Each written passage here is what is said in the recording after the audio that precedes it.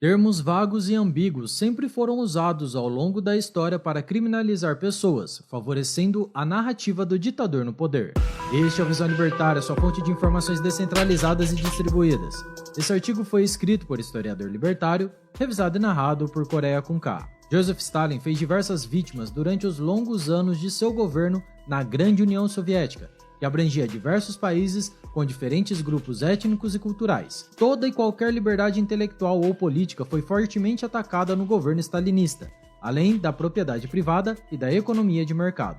O projeto de violência, desumanização e extermínio de pessoas se materializou na criação de um grande sistema de campos de concentração, os gulags. Entre os presos estavam desde opositores políticos e militares a camponeses, cientistas, artistas, bandidos comuns e pessoas que tiveram a infelicidade de serem presas por motivos torpes. A verdade é que, desde 1918, com a instauração do governo bolchevique, liderado por Vladimir Lenin, as prisões e deportações em massa eram frequentes. Primeiro foram os opositores políticos, que se intensificou no início da década de 1920, já que era proibido qualquer oposição ao governo. Posteriormente, seriam os camponeses os inimigos das políticas socialistas, chamados de kulaks, nos primeiros anos do governo de Stalin. Cabe destacar também que todos esses episódios de prisões em massa estavam associados a uma política em atacar os responsáveis pela chamada desordem social. Percebe-se que o governo totalitário soviético fez um bom proveito de conceitos vagos e amplos, que poderiam ser interpretados da forma que lhe era mais conveniente. Por isso, os líderes soviéticos empregaram muitos termos como inimigos do povo, elementos antissoviéticos, contra-revolucionários, agentes da burguesia e trotskistas.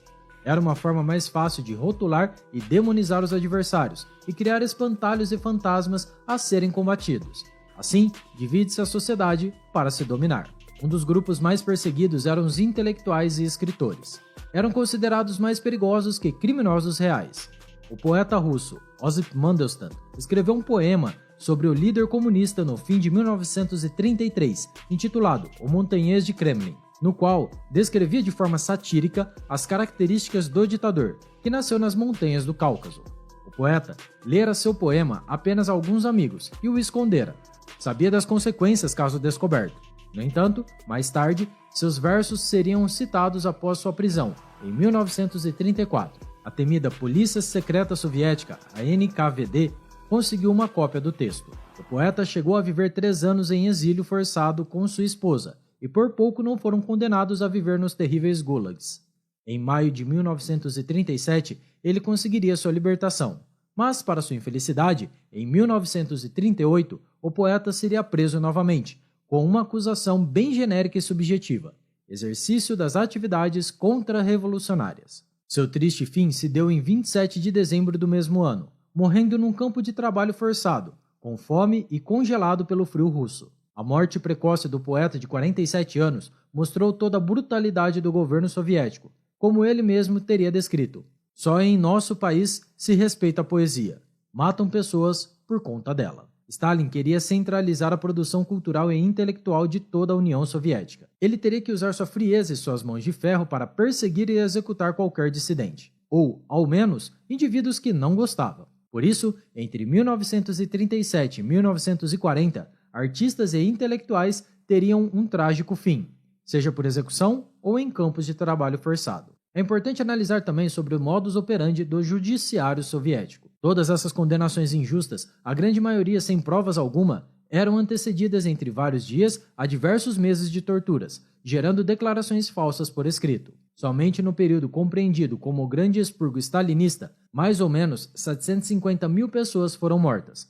Além dos intelectuais, artistas e cientistas, militares importantes e prestigiados do próprio Exército Vermelho e até aliados políticos da cúpula comunista foram presos ou mortos. Mesmo os líderes históricos que tiveram um papel fundamental na Revolução Russa em 1917 e durante a posterior Guerra Civil Russa seriam vítimas do ditador do Kremlin. O objetivo talvez fosse criar uma nova elite do zero, que não tivesse um só indivíduo que um dia ameaçasse o poder hegemônico de Stalin.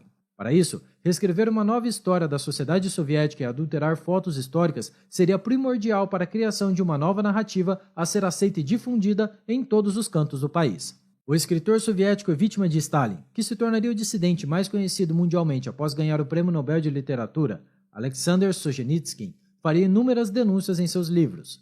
Ele não se omitiu em fazer severas críticas ao ditador e a seus aliados na obra O Arquipélago Gulag, denunciando inúmeras violações de direitos humanos. Ele se decepcionou como o governo comunista tinha se afastado completamente dos ideais de justiça e igualdade social, sendo as propagandas usadas durante a Revolução Russa. Mais tarde, confessaria que qualquer tentativa de criar uma igualdade forçada de cima para baixo descambaria num governo totalitário. O escritor iria registrar que essas perseguições não eram um problema isolado, mas as consequências de um sistema de governo que destruiu qualquer liberdade naquela sociedade, a começar pela filosofia coletivista por trás das ideias comunistas. Solzhenitsyn destacou que a falta de liberdade de expressão e de uma imprensa livre e independente estavam por detrás disso, permitindo o regime manipular toda a verdade e a história.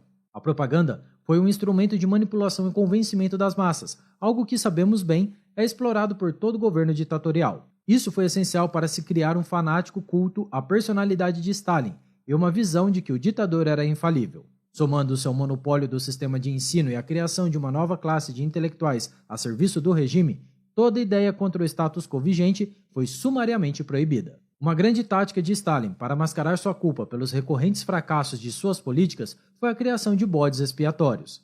Era nítido durante a década de 1930 que as principais políticas econômicas, como a coletivização da produção agrícola, não haviam dado certo, gerando um colapso no abastecimento de comida. Assim, membros do Partido Comunista logo mostraram sua rejeição ao ditador.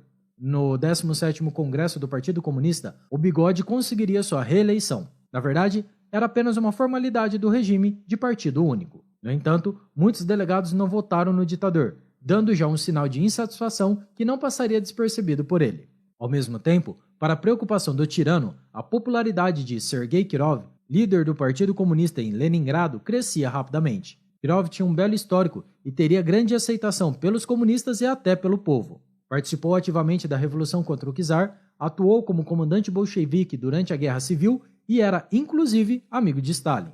Ele seria assassinado pelo ditador, pois representava uma ameaça direta numa possível substituição.